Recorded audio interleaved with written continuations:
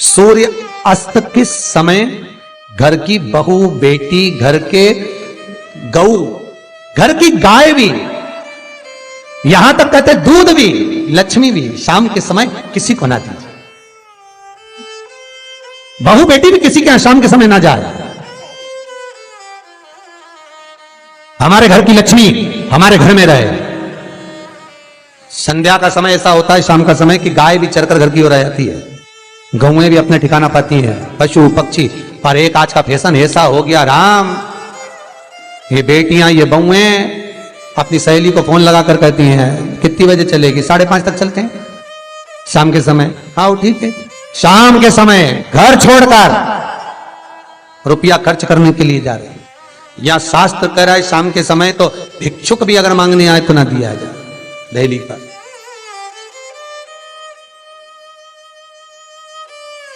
घर की लक्ष्मी, घर की बेटियां, घर की बहुएं घर में स्थिर हो, घर में स्थिर। चौखट पर भूल कर भी बैठ जाते हैं, उनके शरीर में बीमारी बनी रहती है। चाहे वो 50 डॉक्टर बदल लें, चाहे वो 50 जगह पर जाकर दिखा लें, चाहे कितनी भी आभूषण, मोती, रतन, माणिक बदल बदल कर पहन लें, तो भी उसके शरीर में कष्ट रहेगा ही। जिस व्यक्ति को बहुत ज्यादा बीमारी रहती हो, शरीर में बहुत कष्ट हो, टेबलेट खा खाकर जिंदगी निकल रही हो, बीमारी डॉक्टर का पीछा ही नहीं छूट रहा हो, तो शिव महापुराण, विष्णु पुराण और स्कंद पुराण में जो पुरुषोत्तम कथाओं का वर्णन किया गया है, एक आटे का दिया, उसमें 4 बत्ती, आटे के दिए में 4 बत्ती रखें, तिल्ली का तेल डाल लें, थोड़ा सा उसमें सरसों का तेल डालें।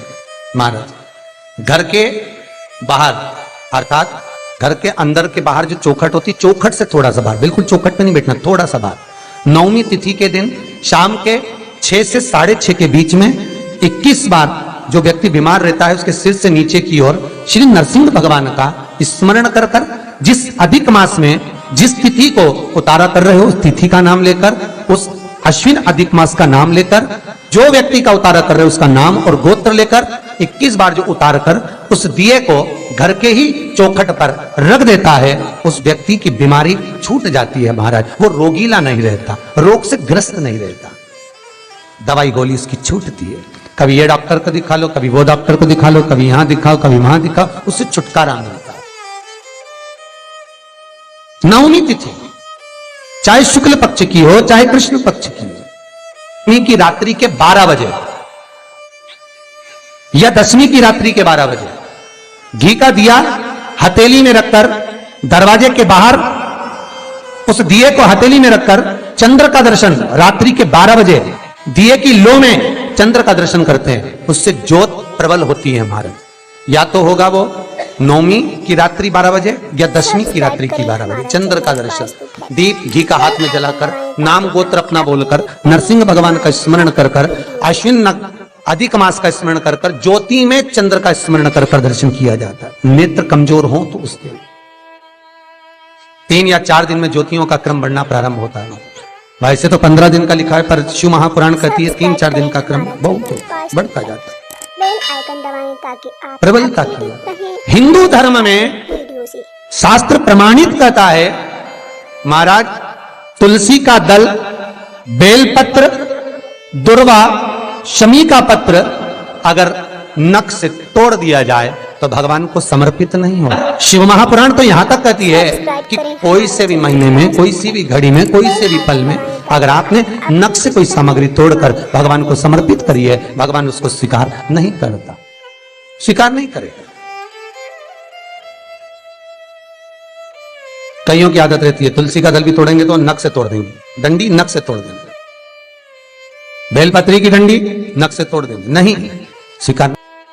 दुख है, तकलीफ है, नौकरी नहीं लग रही, सर्विस नहीं लग रही, व्यापार नहीं चल रहा, पैसा नहीं आ रहा, मानसिक टेंशन बना हुआ, कुछ हो ही नहीं रहा, तो क्यों भटक रहे हो?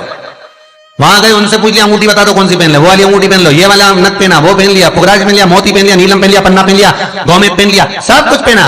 अब एक बार सब कुछ पहन लिया, सारे तरह के कपड़े बदल लिए, सारे बाबा जोगी बदल लिए, सारे देवता बदल लिए, घर की डिजाइन बदल ली, बाथरूम इधर का इधर बना दिया, सीढ़ी तोड़कर इधर लगा दी, पानी का टैंक उधर बना लिया, सारी दुनिया में घूम आए, उसके बाद भी सुख नहीं मिला, तो एक बार शिवरात्रि का भी उपाय कर कर देखना।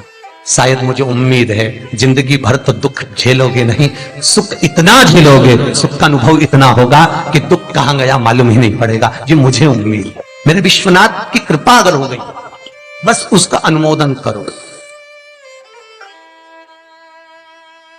उसका स्मरण।